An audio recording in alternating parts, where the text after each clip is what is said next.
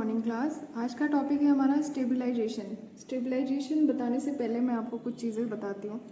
देखिए, हमारा main motto क्या है, ऑपरेटिंग पॉइंट को, क्योंकि हमें ट्रांजिस्टर को एम्पलीफायर की तरह काम कराना है, उसके लिए क्या होना चाहिए, ट्रांजिस्टर हमारा एक्टिव रीजन में होना चाहिए, जिसके लिए हम बायसिंग करेंगे, और ऑपरेटिंग पॉइंट हमारा फिक्स होना चाहिए। ऑपरेटिंग पॉइंट क्या होता है, आईसी और वीसीई की वैल्यू, राइट। जब हमने कोई सिग्नल अप्लाई नहीं किया है, जीरो सिग्नल पॉइंट इसको बोलते हैं, ठीक है। तो एक चीज़ मैं आपको बता दूं कि जो आईसी होता है, कलेक्टर करंट जो होती है, ये चेंज किस किस चीज़ों की वजह से होती है। तो आईसी चेंजेस रैपिडली, मतलब इसका बहुत ज़्यादा इफेक्ट इसका पड़ रहा है। किसकी वजह से ये चेंज हो रहा है, पहली चीज़ तो टेम्परेचर की वजह से। अगर टेम्परेचर चेंज हुआ तो आईसी चेंज हो जाएगा। दूसरा चीज़, अगर हम कोई ट्रांजिस्टर है उसको हम रिप्लेस करते हैं दूसरे ट्रांजिस्टर से, सेम टाइप के transistor replaced by another transistor off same type का ही ट्रांजिस्टर है, अगर हम उसको रिप्लेस कर देंगे तो उसकी वजह से भी आईसी चेंज हो जाएगा। इसका मतलब क्या है, transistor replaced by another transistor off same type, मतलब इसको हम बोलते हैं इनहेरेंट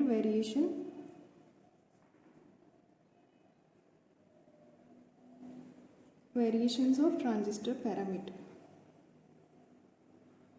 इसका मतलब क्या है, inherent variation of transistor parameter, ये पैरामीटर्स जो होते हैं वो है आपका बीटा और वीबीई, ठीक है, जो कि ये सेम नहीं होता है,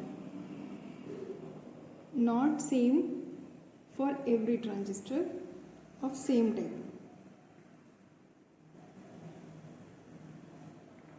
मतलब सेम टाइप का ट्रांजिस्टर होगा, उसके बाद भी बीटा और वीबी सेम नहीं होगा। जैसे एग्जांपल के तौर पे लो आपका, तो एक सिलिकॉन एनपीएन ट्रांजिस्टर है जिसका नंबर है BC147, ठीक है। इसके लिए बीटा की वैल्यू होती है 100 to 600, राइट। इसका मतलब क्या हुआ, एक ट्रांजिस्टर होगा जिसमें बीटा की वैल्यू 100 होगी, वहीं पे दूसरा ट्रांजिस्टर सेम BC147 का ही, जिसकी वैल्यू बीटा की वैल्यू 600 भी होगी। मतलब कितना ज़्यादा वेरिएशन है बीटा में, जबकि हैं दोनों क्या, BC147 ही, ठीक है। पर ये होता क्यों है, मतलब इतना वेरिएशन क्यों है, वो इस वजह से कि क्योंकि जो हमारी मैन्युफैक्चरिंग टेक्निक है ट्रांजिस्टर बनाने की, वो अभी बहुत ज़्यादा एडवांस नहीं है, right.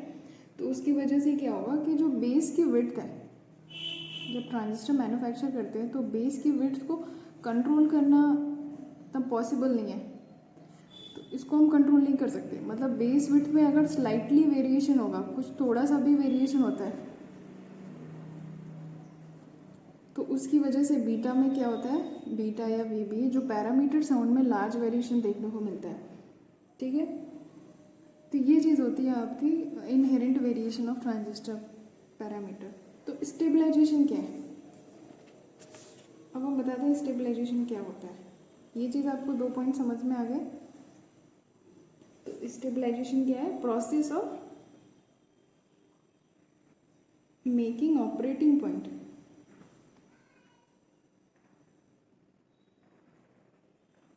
Process of making operating point independent of,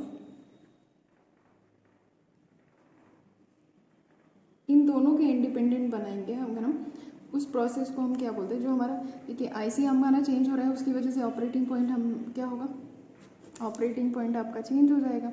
तो हमें क्या करना है कि ऑपरेटिंग पॉइंट मतलब ये आईसी को हमें क्या करना है, इंडिपेंडेंट बनाना है टेम्परेचर चेंज से और ये inherent variation of transistor parameter के। तो process of making operating point independent of temperature changes और वेरिएशंस इन ट्रांजिस्टर पैरामीटर।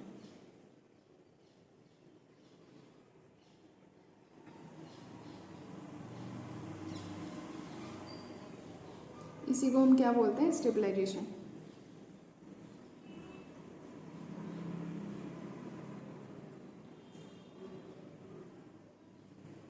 तो क्लियर हो गया स्टेबलाइजेशन क्या होता है। नेक्स्ट टॉपिक है हमारा नीड फॉर स्टेबलाइजेशन, मतलब आपको पूछा जाता है स्टेबलाइजेशन की ज़रूरत क्यों पड़ रही है, लिखने को आता है आपको, तो वो जानना चाहिए आपको। तो नीड फॉर स्टेबलाइजेशन, तो फर्स्ट पॉइंट क्या है आपका, temperature dependence of IC.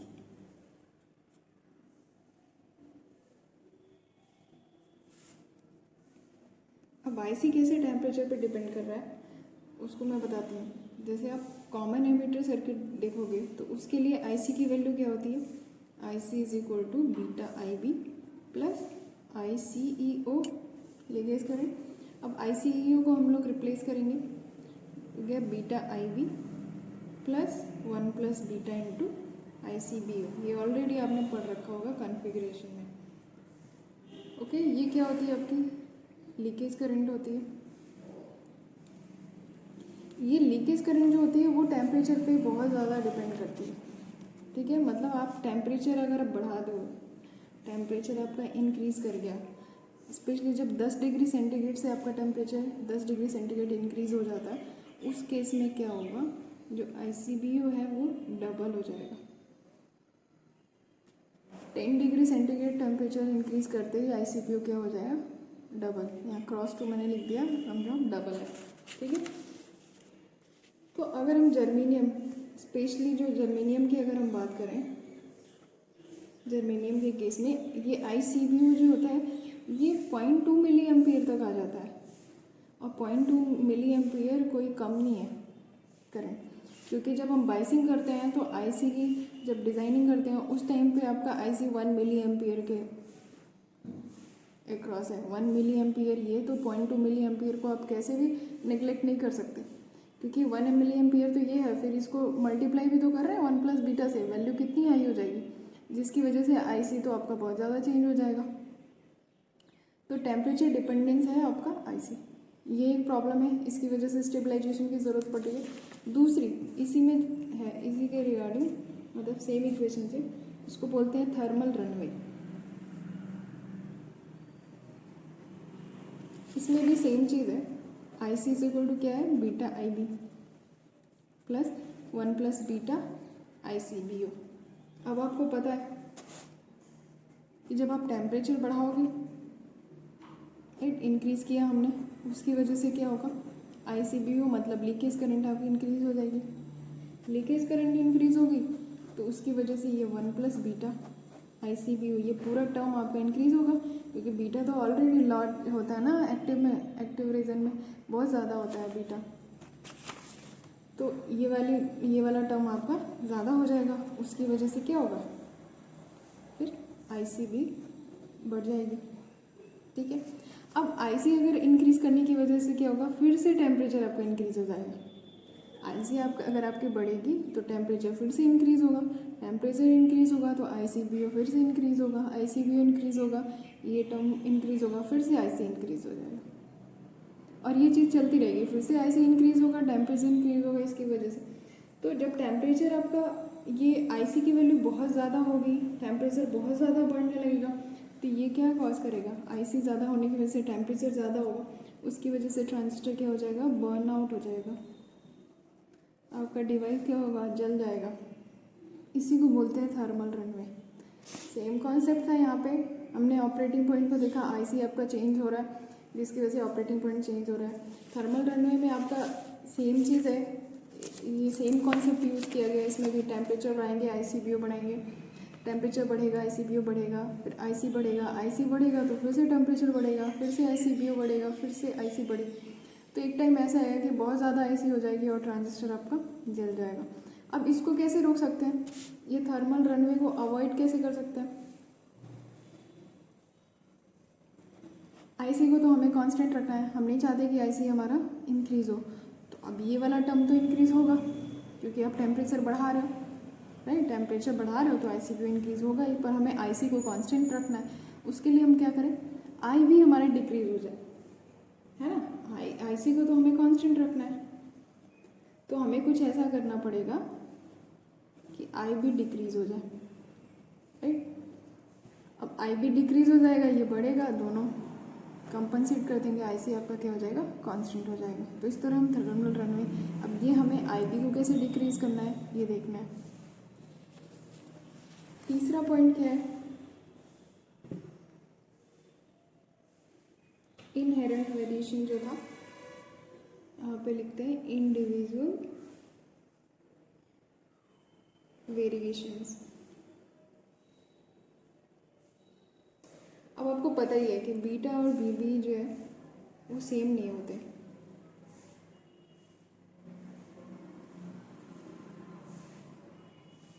Same for any two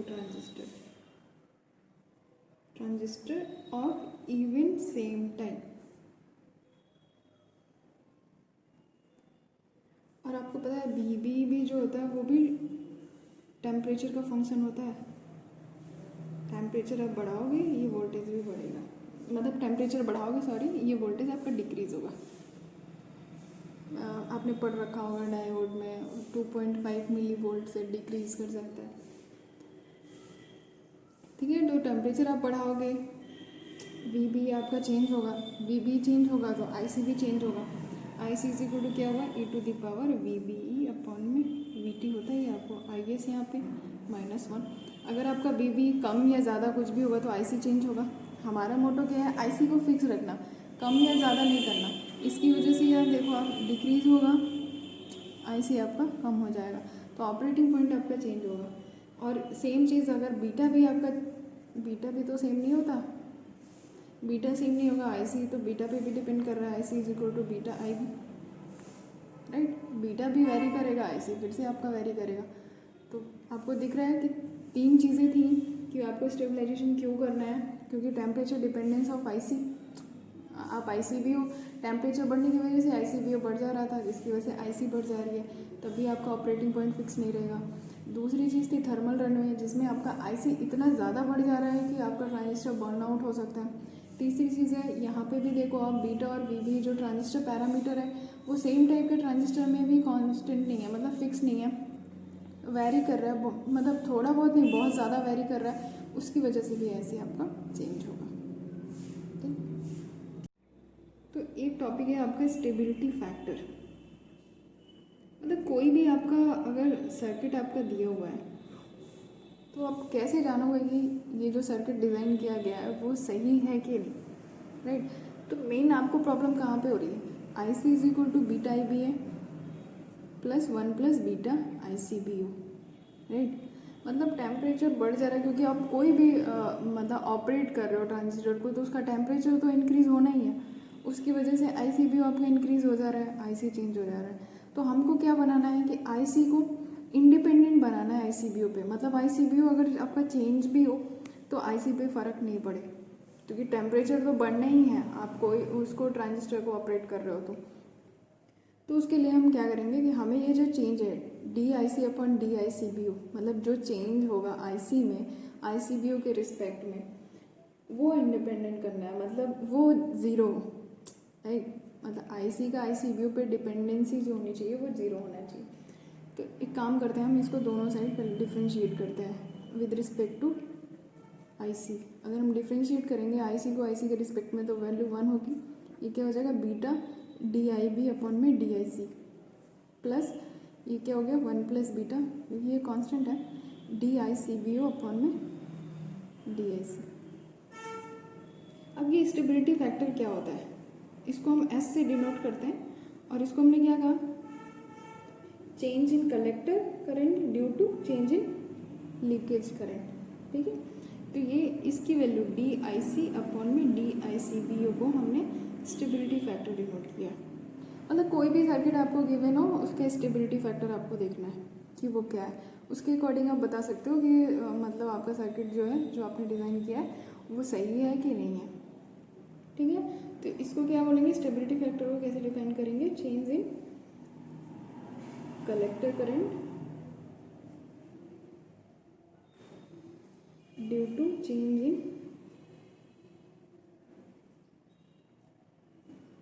collector leakage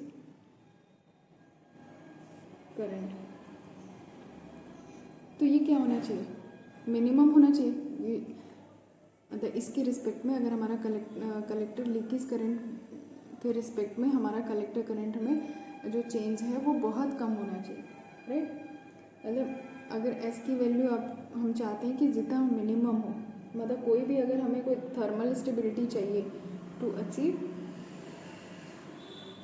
लिख लेते हैं, to achieve thermal stability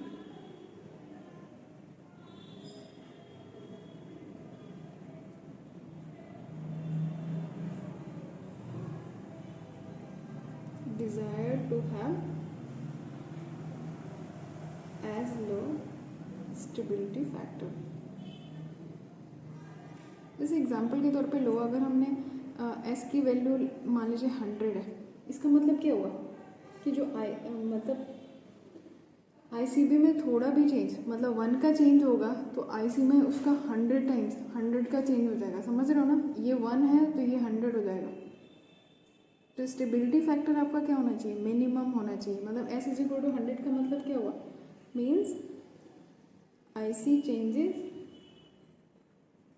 100 times as much as any change in ICBO। कुल मिला के क्या करना है कि हमें स्टेबिलिटी फैक्टर को क्या मिनिमम रखना है।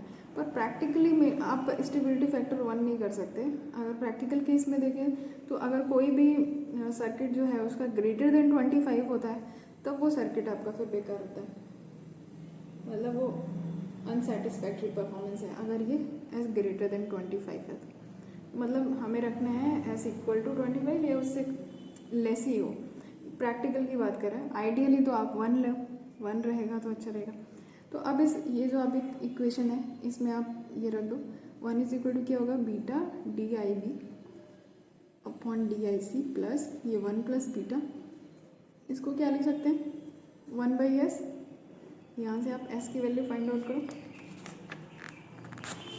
ये इक्वेशन में फिर से यहाँ लिखते हैं 1 is equal to beta D I B upon D I C plus 1 plus beta into 1 by S, right. यहाँ से एस की वैल्यू आपको फाइंड आउट करनी है, इसको इधर ले आइए। तो 1 minus beta D I B upon D I C, ठीक है, अपॉन में 1 plus beta that is equal to 1 by S. S की वैल्यू क्या हो जाएगी 1 plus beta upon 1 minus beta D I B upon D I C.